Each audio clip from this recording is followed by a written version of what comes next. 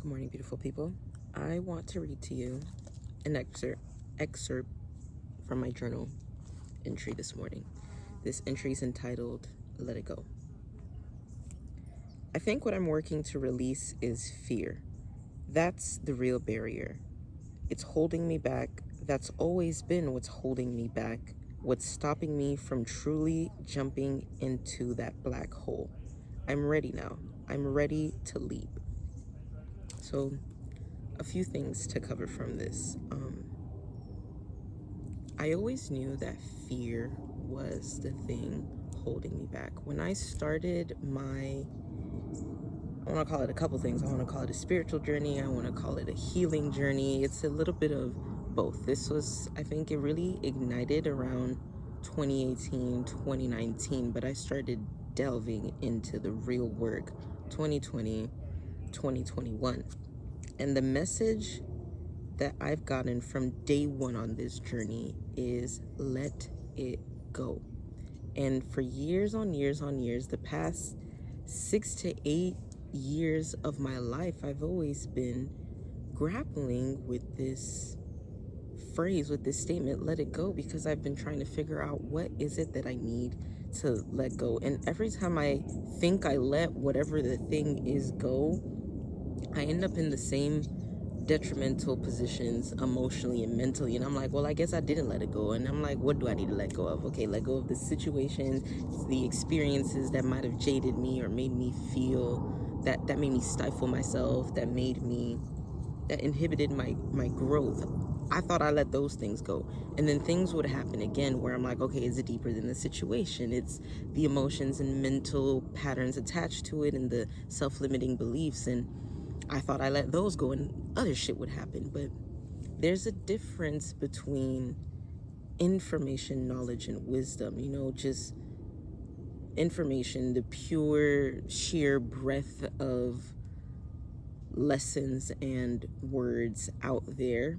And then knowledge through your conscious understanding of it. And then wisdom through your embodied knowing of it, through experience, through actual transmutation. And I think what I'm working to release is fear. It's always been that. This is not something new that I just figured out. I'm just actually in an embodied wisdom way letting it go now, and it's showing through the different actions in my life and the different results I'm getting from those actions. And I got this message because yesterday I gotta be quick because there's ants rolling around the mat, which I don't mind nature, obviously. Love being in the garden. We're in the garden today, as you can see. But yeah, them ants be biting. Anyway, back to the point. I did a reading for myself yesterday, a divination on my current state and what do I need to know right now. And a lot of what came up is release, specifically release from when I was 17 and certain things was happening in my life, and I built up these beliefs that created the unsatisfactory life I've been living. And I went back in my Snapchat memory. If you ever want to divine for yourself, Snapchat memories. If you were from that age and you have thousands and thousands of memories saved on your Snapchat, go back in your Snapchat memories and I promise you will dig up the dirt. So I went back in my Snapchat memories to this age, the time that I was turning 17. What was I saying? What was I wearing? What did I look like? How was I talking to myself? How was I talking to other people? How was I thinking of myself and my environment around me? And it was absolutely abhorrent. It was so negative. It was so nasty. And I still remember it to this day, but really going back and seeing it in real time, I was like, damn. Wow. Like, as much as I don't believe the things that I'm saying anymore, and I don't agree with the self-hatred that I had, my body has yet to fully let go of that fear. And I've been doing a lot of that work over, like, heavily, I would say, especially over 2026, these past few months. of somatic practices to release it from my body, because my mind knows, but my body just can't let it go because I haven't given my body the cues to release it. Because anytime a situation happens that triggers some of those beliefs, I fall back on my automatic, which is that. And this is I'm posting YouTube videos, and I want y'all to know that that's evidence of me moving out of a lot of that fear. So now that I'm in my body actively letting it go, that's why I'm saying I'm really working to release the fear of judgment, the fear of failure, the fear of what are people going to think of me, the fear of what if I fuck up and what does that say about me, that I used to attach that to such a big part of my identity. Segues us into part 2 of this. I said, that's what's stopping me from truly jumping into that black hole. What does that mean? This is a concept, an ideology I came up with back in 2021, 2021, that year, specifically academic year, because a lot of the things that happen in my life happen around school because I'm still a student in the university kind of school, but we are all students in Earth school. Anyway, I was in a arts fellowship through which my practice was makeup artistry and mixed media, as you also see on this channel. And I think today I'm gonna do a makeup look. Today's video might be a combination of like me sharing my lessons in life and some other things. I'm starting to sweat. I was a fellow for this arts program here at my university, where I produced a project on the topic of identity.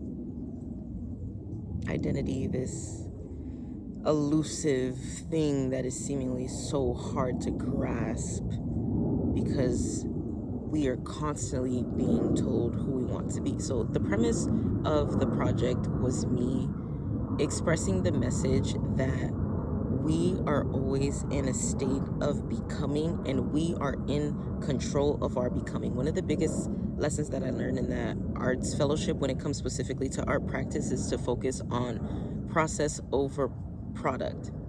Lean into the process of making your art rather than thinking solely about the end product and what is going to be. When you lean into the process, you learn more, you create more. Another thing I learned, make shitty art and you have data to learn from that all will influence the final product. Like, as much as, design thinking, you need to keep the end goal in mind. What is it that I want to express? And through the process, that is what will inform how, or the best mode of expressing that thing. The real work is in the la-la land of that turmoil fucking process of creation. And I think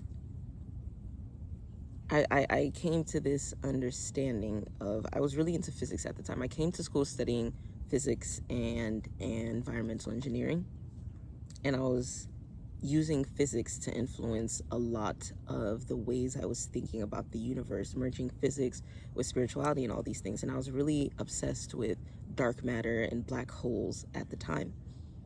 What happens when you jump into a black hole? I had this poem excerpt video that I wrote called I Jumped into a Black Hole. And I jumped into a black hole is about the fact that when you jump into a black hole, you die. When you jump into a black hole, you die. Oh, where did this come from? Oh, I think this fell out of my journal.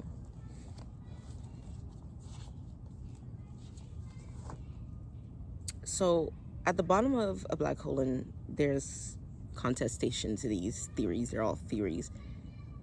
There's the concept of singularity,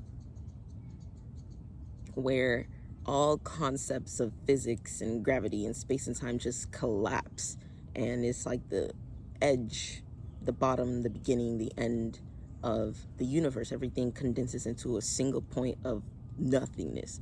And then there's this other theory, which is what my whole jumped into a black hole thing is based off of the Eisen-Rosenbridge theory, the wormhole, that at the end of a black hole, it can lead you into another universe, another reality, to access a whole another set of existence.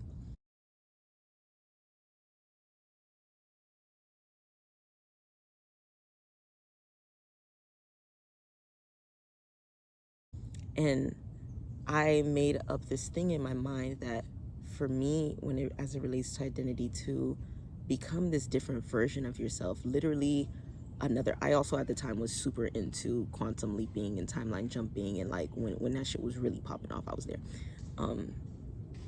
You need to access a completely different version of yourself, a different identity. You need to tap into a different identity. So I was like, and also, quantum leaping, quantum physics, and all that shit. Like all the physics, identity, spirituality thing, it just connects so smoothly, and that's not on accident. That is no coincidence.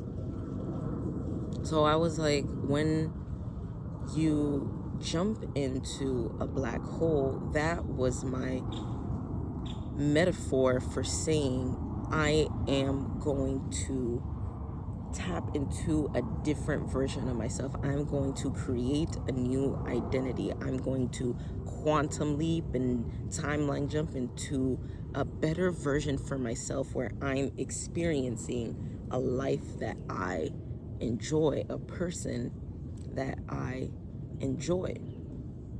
And the fear of doing that is the fact that you die when you jump into a black hole. When you're at the event horizon, which is the edge of the black hole, you are sucked in, and your body experiences this thing called spaghettification or spaghettification, where you just stretch and are like sucked in until you, like, your physical body literally is no longer, it can't handle that kind of pressure.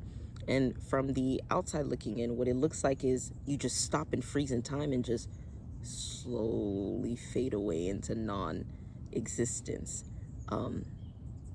And the reason the whole idea of dying at the black hole was so impactful is because another thing that I learned in this fellowship from one of the mentors was that change is synonymous with death. And that was something that like rewired my brain. This whole fellowship, actually, when I think about it, rewired my brain chemistry. The things that I was learning, the process of being an artist is just so transformative. But she said that they said that change is synonymous with death. As in, if you really want to change, transform, become other, you must die. That is just how nature works. For new plants to come, for the second succession to happen, all the other plants must be whacked, weeded, released, burned, so we can re-till and re-sow the soil so that we can bring the next succession. The old must die for the new to come. That is the principle of change, is synonymous with death. You must constantly die to be reborn. You can't be reborn. You can't be born if you didn't come from death. You can't come into light unless you came out of the dark. That is just the polarity of life. And as humans, we fear death, the scariness of detaching from this human body, of what we knew, of what is comfortable. And I think I've been edging the black hole my whole life. I've known, especially over the course of when I really actively started doing my spiritual journey, my healing journey. We know, or let me speak for myself, I know who I can be and who I want to be. I see the vision, but it's so easy to get fogged up and clouded by everything else outside of you, the external expectations. Society is always crafting your identity for you. Your parents are telling you who you need to be, what religion you need to follow, what school you need to go to. You need to be this kind of person. You got to be a man, you got to be a woman, and this is what a man is, and this is what a woman is, and this is what a good child is, this is what a good girl is, this is how it is to be a good boy. And society's telling you this is what it is to be a good citizen. You need to be a good worker. You need to, like, you're constantly being fed from the day you come out the pussy all the things that you need to be and who you're supposed to be. And your identity, your true identity, I believe, and this is what I was exploring in this project, is what you say it is. You can be whoever and whatever the fuck you want to be, and obviously have some nuanced critical thought here. You can't be a rock, though in another universe you are. If you catch my drift, the movie Everything Everywhere All at Once, which is another thing that was at the time influencing all of this, like from the early 2020 years. um what I'm saying is, you come here with a blueprint already. Your authentic self is your real identity, and you come to earth with that. And there's this book that I read, Of Water in the Spirit, by Maladoma Patrisoma. I think I said the name correctly, but I'm going to put it here. Of Water in the Spirit. He's from Burkina Faso. And in the book, he talks about there's a spiritual tradition in his village, where when the mother is pregnant with the child, they do divination to ask the child, who are they? Who are you? What are you coming here to do? What is your purpose for for incarnating in this lifetime? And once they get the information throughout the duration of the pregnancy, before the child comes and arrives in this realm through the portal of the womb, they do everything in their capacity to prepare for that child, to set the things up for them. It's like hosting almost. You know that you're having your family come over for 4th of July, and you know you got to put up the decorations. The shit got to be red, white, and blue. Or if it's Christmas, you got to put up the Christmas decorations. And you know that this person is vegetarian, so you got to set up the vegetarian options. You can't cook it on the same grill as the ham and the chicken and all the shit. Like, you set up, you're preparing for a guest that you know what they like, what they don't like, or for a specific event that is already calibrated with certain information and knowledge. And that's how they treat birth and life. So they use that child, the information that spirit really is giving them, so they could prepare the earth realm for them. Hey y'all, I'm editing this right now, and low key, I'm talking that shit. I'm editing this, and I have yet to make a stop, to make a cut. Like, off the dome, 20 minutes, 30 minutes. I'm talking that shit. Um, but I had to cut in here to say, there's this song by Cynthia Erivo, Stand Up. I didn't mention this in here, but I'm thinking about it now as I'm watching this back before I post it. I go to prepare a place for you. This is why we fucking venerate the goddamn ancestors. I'm sorry. I'm sorry, ancestors. All that cursing I just did. This is why we venerate and pay respects to the ancestors, because they prepare a place for us before we come here. They are, and they antecede us, the antecedent. Bro, if I learned anything from English class, it's the word antecedent. And if anyone from my high school is watching this and you remember, I'm not gonna say her full name, but Miss B, antecedent, something that comes before ancestors. Or is antecedent after? Hold on, anyway, the people that come before us prepare a place for us. We are standing on their shoulders. We are because they are. Ubuntu, I am because you are. This also has some other meanings, but I also think it's about ancestry and, in addition to community. But guys, this is why we pay our respects. If you really think about a practice like this, I'm pointing because my monitor's up here. If you really think about a practice like this, a tradition like this, where from before you were even conceived, they are out here preparing for you, like, I don't know, this is just so profound to me, and hopefully I'm making sense to someone else out there. All that to say, you already have a mission, a purpose, an authentic being that you have before you come here, and it is your parents. That's why they're called parents. To me, are meant to be guardians and guiders to protect you, because the human vessel is vulnerable at the age of 0 to 15, where you're exposed to the physical danger of this earth. You need to be guarded and protected because you don't have the ability to do that for yourself when you first come straight out the womb. That's just the nature of the human species. And you are meant to be guided. You already know what you're supposed to do. And your job as a parent is to guide that child into finding their path, into remembering their mission, remembering their purpose, so that they can live in. That's what authenticity is about: living in your in your true spiritual nature. So authenticity is not something you have to create from scratch. Authenticity is something you have to come back to. And I believe that's what identity is. In the world that we live in, because of everything I explained, of being flooded with all these external expectations, and then you start looking for validations, and now you're lost and confused and don't know who the fuck you are. Jumping into the black hole is what's gonna get you out of that illusion, get you back in the dark, where from whence you came, so you can be reborn into the real proper light. Am I making sense? This is like the foundation of a lot of my life's work when it comes to certain ephemeral, esoteric things. And I will continue to express this in different ways moving forward in the future. I'm going to keep creating art. I'm going to keep talking about this, but this is me like laying the baseline down. So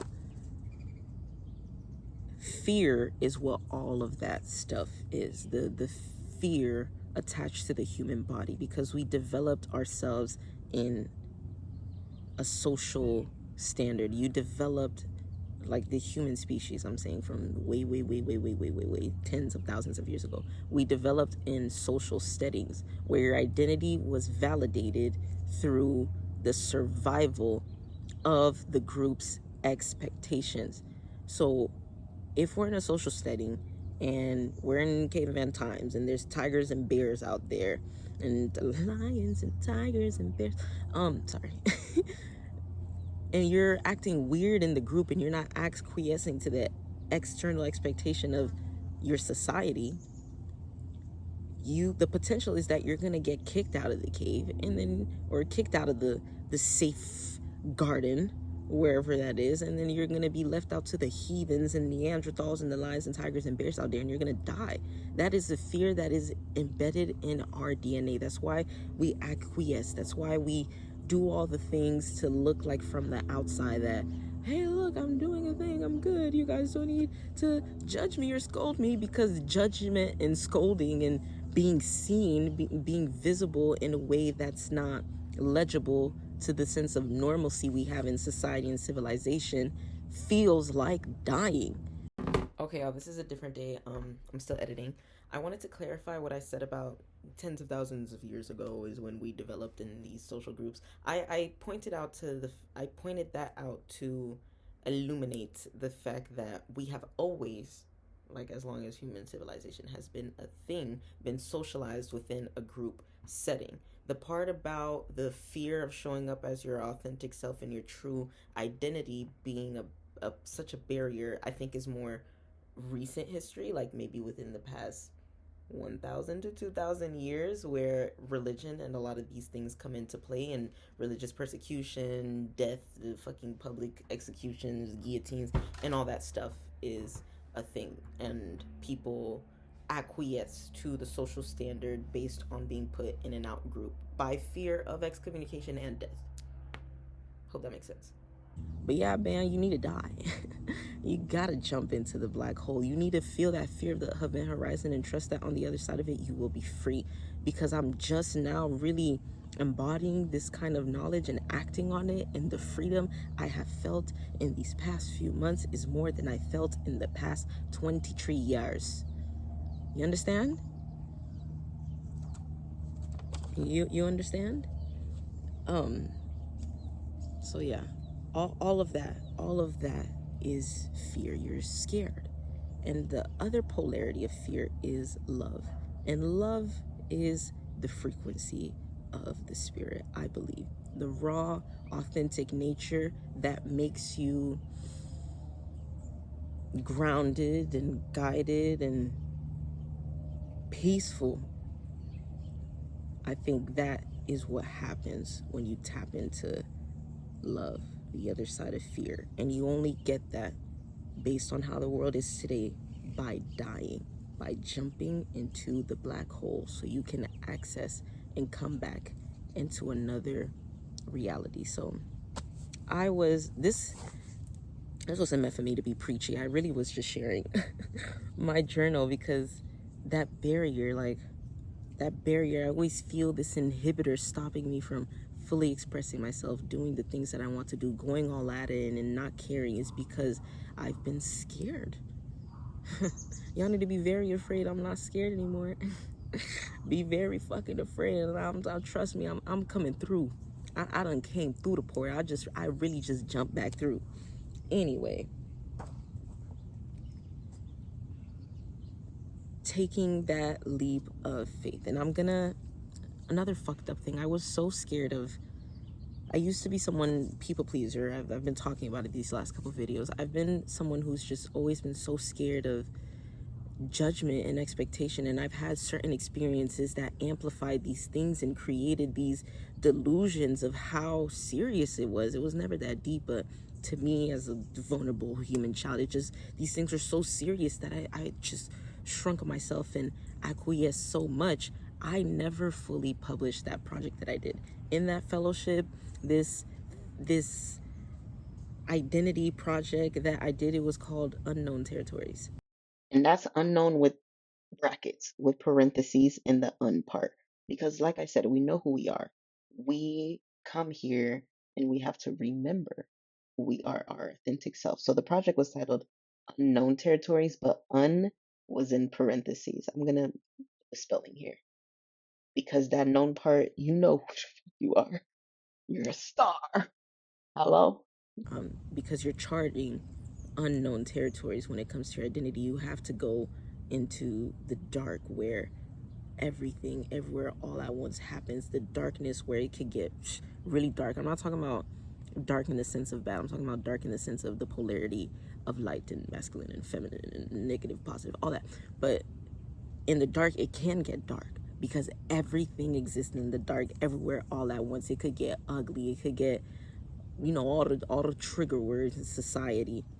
But those are the portals that really transform and make us. You cannot have the light without the dark. It is the container for the light. But anyway, I was so clouded by all of this. My project Unknown Territories, I put so much work into it. I had these elaborate looks. It was very like ContraPoints vibe, if you know ContraPoints, because I was, like I said, really into physics and spirituality and philosophy and all these things. And I was going through my own process of becoming. And it's an active verb, becoming, because you don't stop becoming in this life. It's not over till it's over. And even when it's over, it's not over. But I had these cool, elaborate looks. I recorded videos. I wrote scripts. I wrote poems to go along with it, to attach to it. It was a whole multimedia, mixed medium world. And I was so scared that, like, this is stupid. I look dumb. I'm not making any sense. Oh my God, people are going to laugh at me and judge me. And it's so embarrassing. Like, it was so hard that I didn't fully publish it. I didn't release the whole video clips that I did of me explaining the whole identity thing, all the research I did. I just posted the pictures. What I published at the end of the project was the photos of the looks that I did. And I was like, the other stuff will come later. But deep down, I knew I'm never going to share this shit because I was just so scared of how it would be received. I don't give a fuck anymore. So you're about to see, I have this series that I'm coming up with on this channel called Love from the Archives, where all the YouTube videos I've ever recorded, I've been vlogging my entire life. I've always wanted to do YouTube since I was like 12 years old.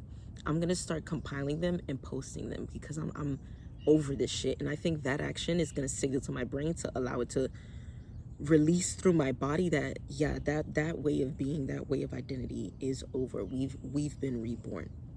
And that's why I said me posting YouTube videos, I want you to know, it's a sign of that. Yeah, and I need to go back in through the archives and find that project, because it was just so, I learned so much. I'm sweating so bad. I hope it doesn't show on camera. Either way, don't give a fuck. I was so scared, and I'm releasing the fear. I've released the fear, very much so, and I'm so happy. I'm taking that leap, and I'm gonna republish that project, I think. And yeah, I jumped into a black hole, and I hope that you can too. I'm gonna stop talking because I think I'm gonna keep blabbering and saying the same things, but thanks for listening. Yeah, let's start our day.